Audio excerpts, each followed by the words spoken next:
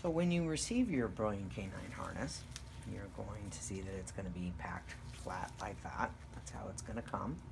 And so the easiest thing to do is to take the chest strap, open it up, and you want to take this loop, put it through the loop back towards itself, okay? And then we want to take and we want to have, you'll feel the loop is the softer side, the hook is a little bit grippier. So it's got little loops and hooks, and we want to take it and marry those two together and make them nice and flat. And you want to have about 1 inch to 1.5 inches of grip, okay?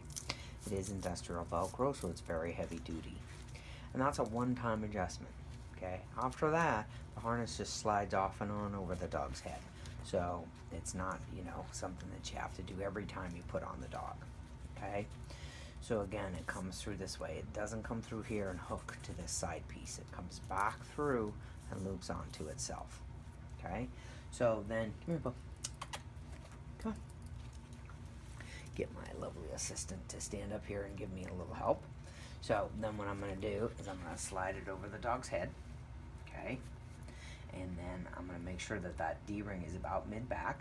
So let's see, this strap right here is coming across, D-ring is coming around, okay? And then when I go to hook it up, I wanna make sure that it's nice and loose and comfy. It's not too tight, okay? You can see I can get several fingers in there, and I can move this here. So the dog is very comfortable. It sits on the harness, okay? You'll see on little dogs, we make the harness a lot bigger, and that's to protect their back and neck and shoulders. A lot of little dogs are attacked from above. So what we want to do is give them some protection. So this affords a little bit of extra protection for little dogs. You can see again that it's not tight. Bruce likes his pretty loose. And then when you are walking the dog, you're gonna actually, the bump up is what's important. Not pulling back, but it's the bump up that means the difference to the dog, okay? So because what we're trying to do is work on the waist here, not the chest. The chest, if you pull on a dog through the collar or through the chest, that's why they drop down and drive forward. That gets all that opposition reflex, okay? So what we want to do is get away from that as much as possible so the dog can have a comfortable experience. And if you think about it, if you went into a shoe store and you asked for what sizes they have, and they said we have small, medium, and large, you'd walk out of the store and say, "You've got to be kidding me."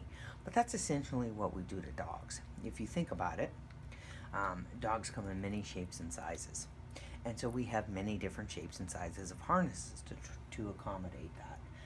We're very particular on how things fit the dog and what we're doing with the dog. So we want them to be very comfy and to be able to move freely in the harness. And then I have my lovely assistant Jet Lee here. And you'll see between these two dogs, Jet is what I would call the loosey fit, okay? You'll see he's got the much narrower rib cage. If you look at Bruce, his width as compared to Jet, Jet is 14 inches tall and Bruce is 7 inches tall. So the difference is that their rib cage, you take these 2 points and they're virtually the same. Bruce is built much more round. Jet is built much leaner. So Jet goes into the loosey fit. And the reason that we have these different fits is because you can't ask that same harness to fit on every style and every size of dog. So that's why we do put the different sizes there, make it more comfortable for dogs. So you can kind of get you out here so you can see a little better image of these two.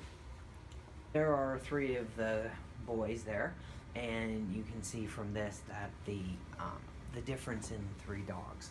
Okay, so Jackie has a much broader, wider chest, and Bruce has a broader, wider chest, and then there's Jet, who's very narrow-bodied. Okay, so you can see that they are very different, and they are in 3 different sizes, as they should be. Like I said, if you went into a shoe store and I said I have, 3 sizes of shoes, you'd walk out of there.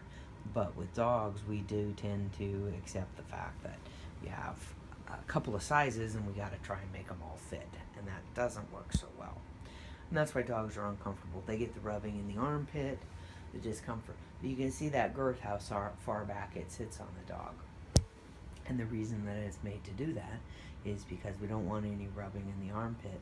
We want that rib cage free to move.